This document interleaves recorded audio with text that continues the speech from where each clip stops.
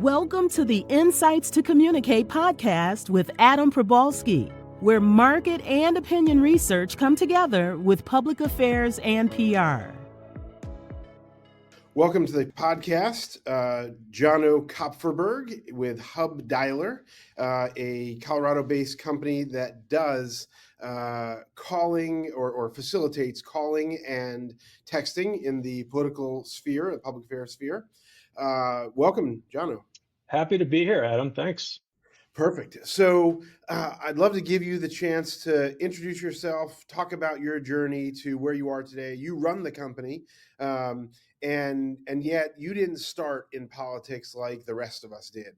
Kind of almost everybody else's story that's been on this podcast, or most of the people in politics, kind of started, as kids in politics. So I'd love to hear about your journey and how you got to a place where you're influencing so much politics without having started there. Yeah, no, it is an interesting story because I think perhaps my childhood and my intentions were the same as a lot of people in the space. I grew up with politically minded parents, and my mom ran for school board, and there was just a lot of political energy in the house growing up.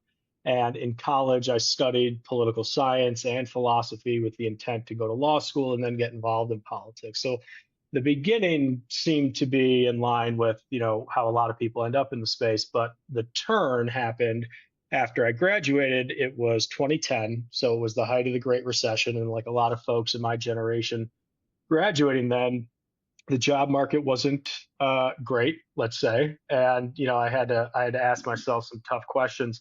It also didn't help that I have a lot of attorneys in my family, and every single one of them that I spoke with seemed miserable in their career choice and their path. So I found myself wondering if, that was still the route I wanted. And while I was sort of considering my options, I had a little passion project with a sneaker artist in Chicago that then turned into a small business.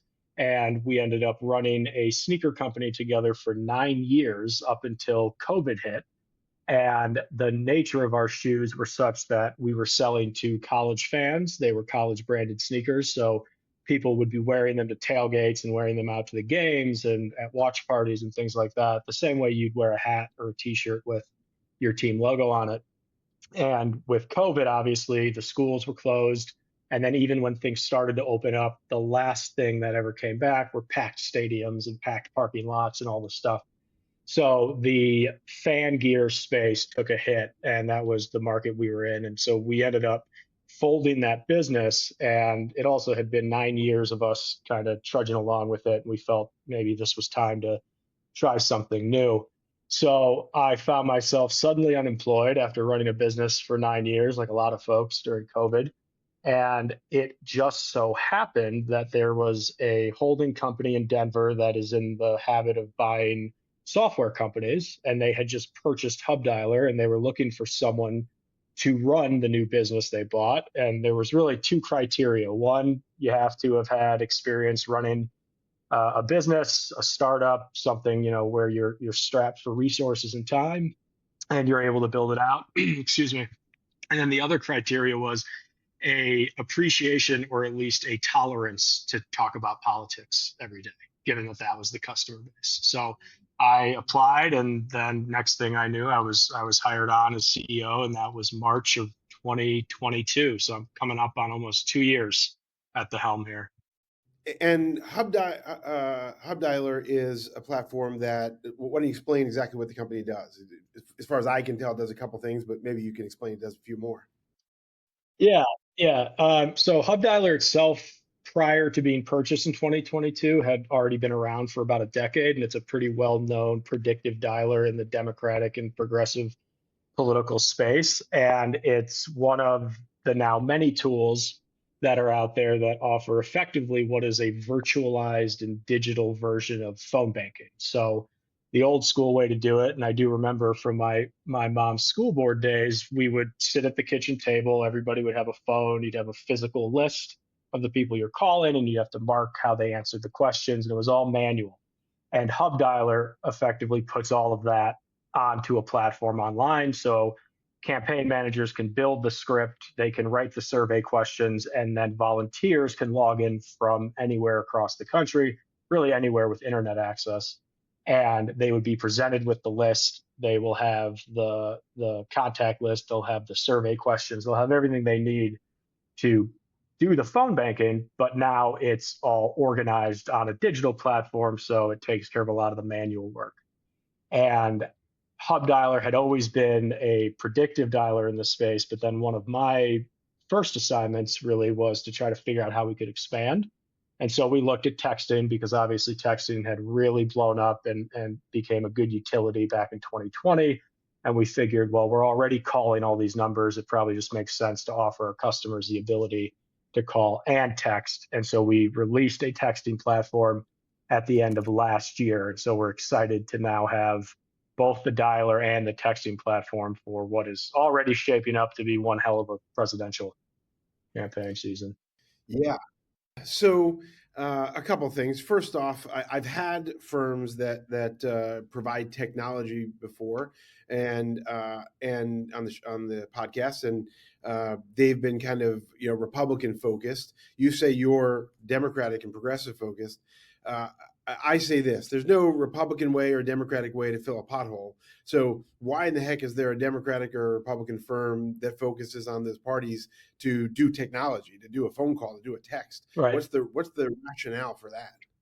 Yeah, no, and that was one of the first questions I had coming in. And I'm a registered Democrat in Colorado, so it initially aligned with my views. But from a business perspective, I had to ask the question, why are we superficially eliminating half the market, right? And calling and texting is just a utility. So, if an electric company can serve both parties, why can't a phone company or a texting platform? So I had that same consideration, and what I found to be, I suppose it shouldn't be shocking given the climate, but as I was talking to our current customers and when I was starting to attend these conferences, and the world was still relatively new to me, I noticed that there was one conference in particular where we were at the opening night reception, and you had both Democratic and Republican consultants and consulting firms there.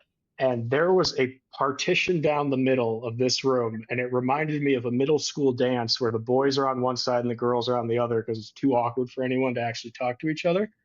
And I see the Democrats on one side and the Republicans on the other, and I thought, okay, yeah, maybe there is such bad blood here that just the knowledge that Republican voter data files might be on the same platform as Democratic data files, even if we have all the security measures that we do and the firewalls, that still just doesn't sit with people well.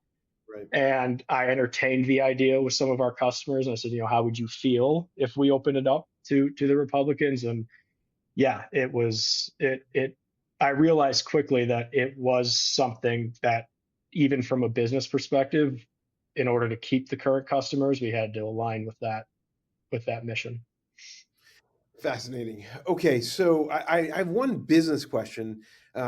You went from selling product at, I assume, like a $40 to $80 price point, maybe is more. I don't know how much those sneakers were, but to now selling a product at pennies per use, like 8 cents here and 2 cents there and 10 cents. Mm-hmm. How, as a business guy, how do you kind of was that hard to wrap your head around? Like my sale volume, my sale is X, and now my sale is something else. Yeah, so I had to immediately understand. I talked with the Hub Dialer accounting team pretty much every day for the first couple months I was in, because I had to get accustomed to what was a very different cost per unit at just the fundamental level. But then also the biggest difference for me was that I had experience selling a physical consumer product, an actual shoe that was a finished product when you gave it to someone. Whereas this is software as a service by definition, right? So also having to communicate how a software works, both in an abstract sense, but then also in an actual technical nuts and bolts sort of sense to customers, that was a good learning curve for me. But then having purchase orders generate much revenue was a new experience, and also learning that our product is never finished. was a good lesson. Ultimately, we have our dialer; it's well established. We have texting; we feel good about that. But every day, we're still trying to evolve the platform. You have bugs here and there. You're also just listening to customer feedback, trying to figure out, how do we improve this thing with little features here and there. And that was, I think, of all the differences between a consumer product and software as a service, that was the biggest one, which is that the product's never finished. Whereas before, we would develop the shoes for the year, and then that's what we were selling for that year. And we didn't have to worry about tweaks or anything like that. And that was not the case.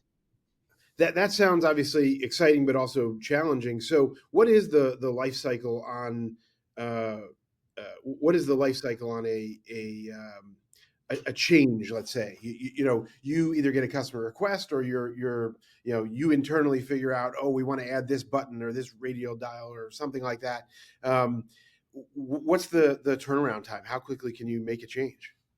So the frustrating answer that I've been given over the last 2 years is that it depends Right. on the nature of the feature. So if there's something as simple as adding a button or changing, the color of a font or something custom for a customer, we can do that in a day. That's easy. But something like an SMS build where you're building out an entire texting platform on top of a dialer, well, that took the better part of 6 months of last year. Okay.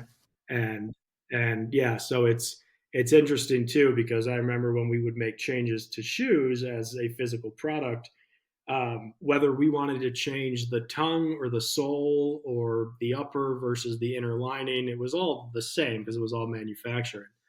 But when it comes to software development, it's sort of like if you wanted to look at it as you were remodeling or building a house.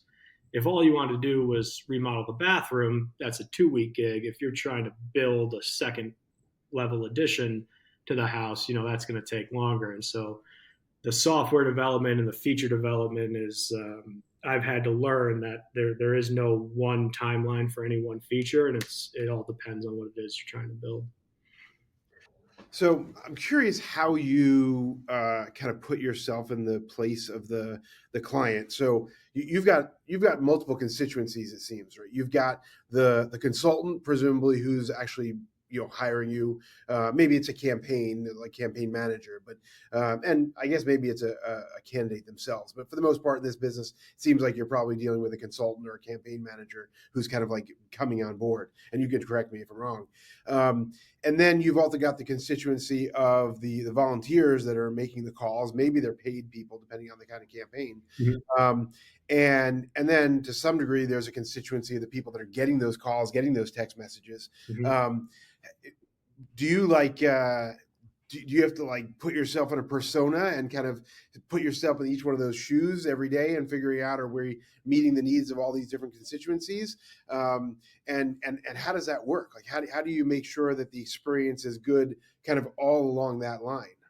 Mm-hmm. Yeah. So when I first started, I made a point of just talking to as many of the current customers as I could. And I still have a habit of contacting a few of them here and there, just to make sure that I'm understanding what it is they need from our service. And Hub Dialer, something to note, and in terms of where we fit in the market, Hub Dialer is an entirely self-serve platform, meaning we will actually plug the calls through and report the data back, same with the text messages. But when it comes to writing the script, bringing in the voter data, organizing volunteers, all of that is done by field directors and campaign managers and everything like that. So what we do, and the way I try to articulate it to folks, is that we are very much like a utility company, where we will make sure that it's up and running at all times whenever you need it. We can give you some advice on best practices based on the data that we've seen, but the actual day-to-day operations of it is going to be falling on the shoulders of whoever's in charge of either the field operations, sometimes the data director, people like that.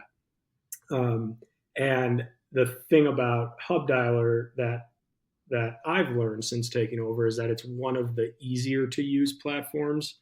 It is very basic and streamlined. There's not a lot of bells and whistles, and it's attractive to campaign people because, you just need something that works at the end of the day. And they are comfortable with it. They're familiar with how it works. It's easy to train new people on it.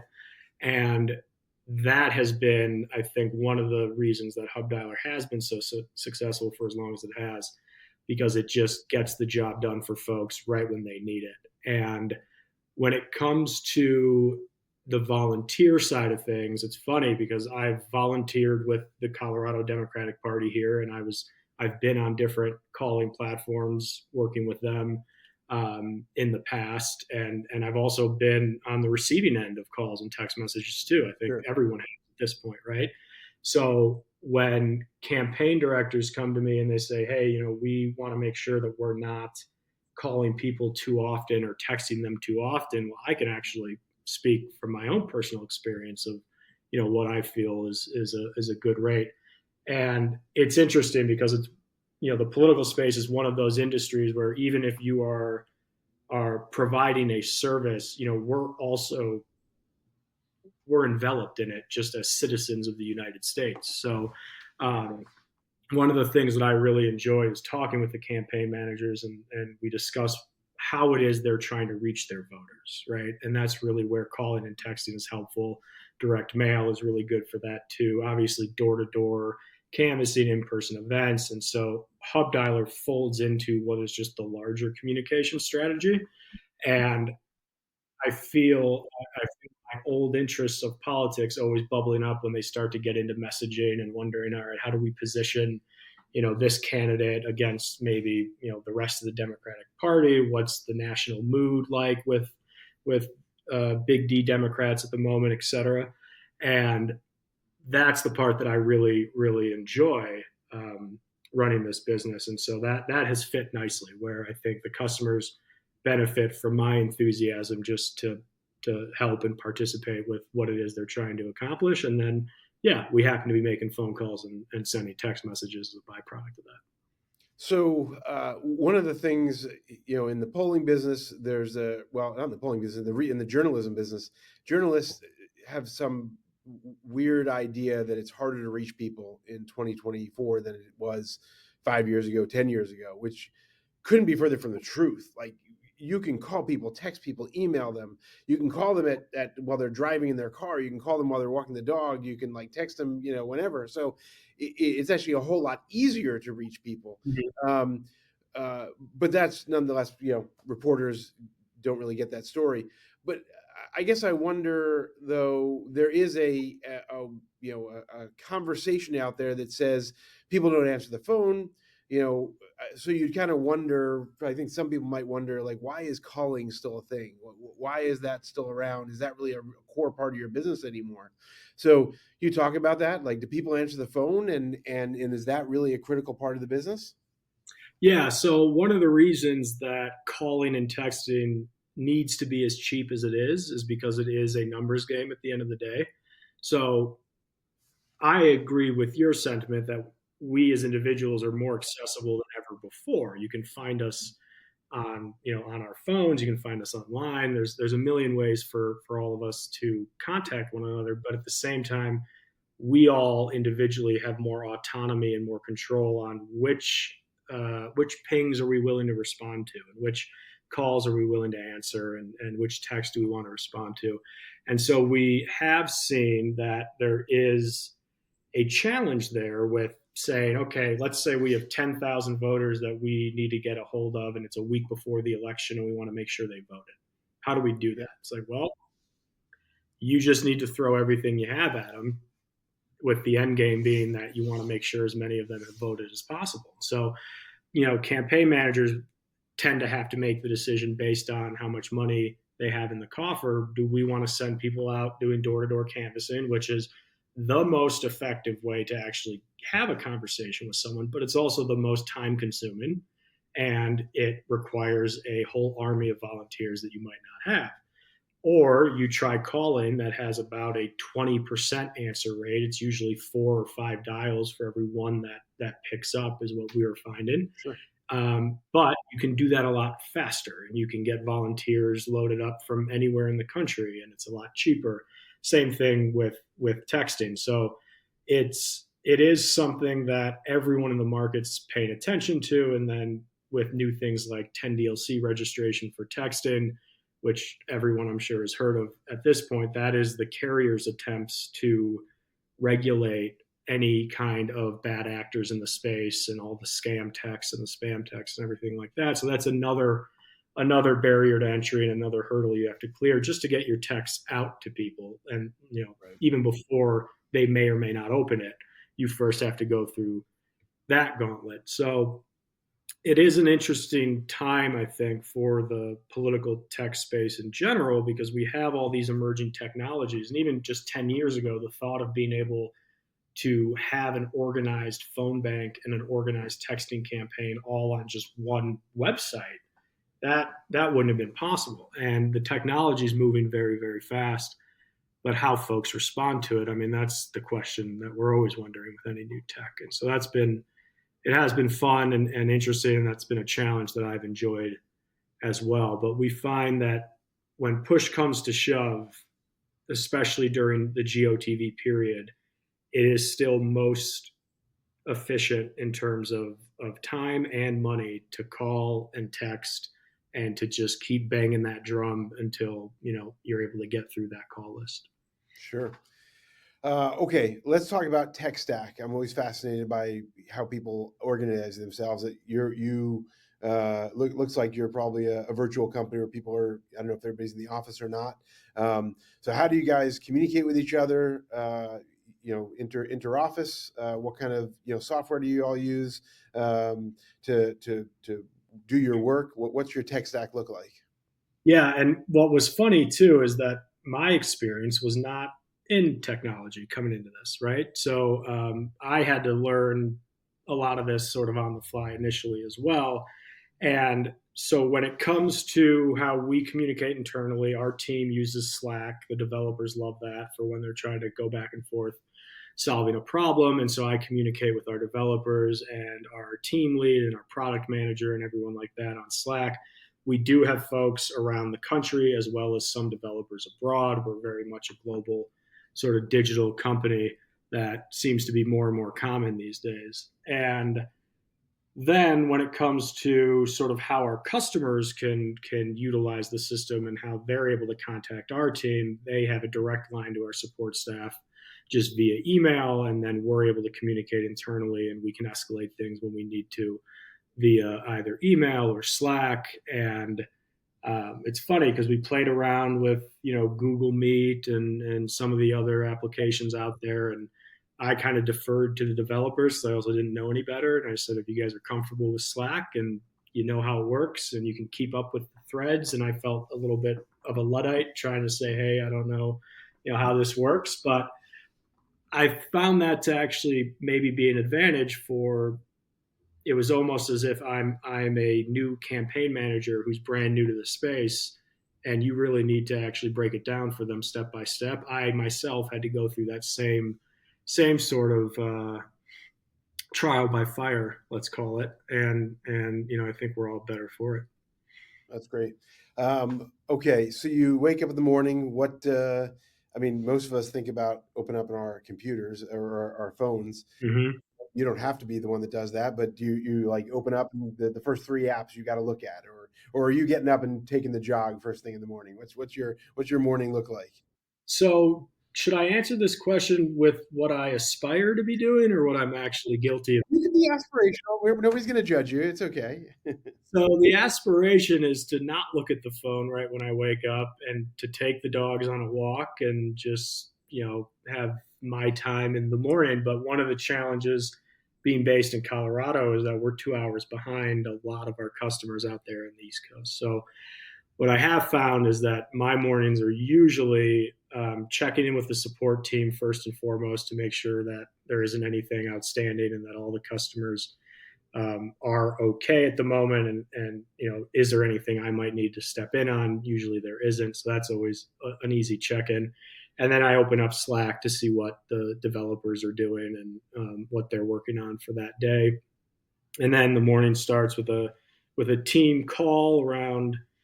It's usually like 8:30 our time, and making sure that the developers and the team and product managers, everybody's kind of squared away for the day. And then my day is mostly coordinating and talking with customers and expanding on our product offerings and things like that. But I would really like to be better about the dog walks in the morning. That might be a resolution for me here in 2024, but I only expect things to get crazier as we go. So I don't know that I'll be able to do that. Very good. Okay, last question. Mantra, words to live by. Do you have a set of words that you live by, or words of advice for others? I have a few. The first one that comes to mind, and I am not living this mantra, but I try to remind myself to not confuse being busy for being productive. Okay. There's a big difference there, and I think there's an old philosophy quote of something about don't mistake movement for action, or vice versa. It's the same sort of sentiment, right? Where we all can get caught up in doing a lot of things every day, but what's the quality of that work and what's the quality of our time therein is something that I try to remind myself of. And yeah, I would say, try to make a distinction between being busy and being productive, and try to land on the productive side as best you can is probably the advice. Very cool. Well, thank you very much, Jono, for joining us on the podcast, and we'll hope to keep the conversation going. Yeah, appreciate it, Adam. Thanks. This has been Insights to Communicate with Adam Probalski, president of the woman and Latina-owned market and opinion research firm, Probalski Research.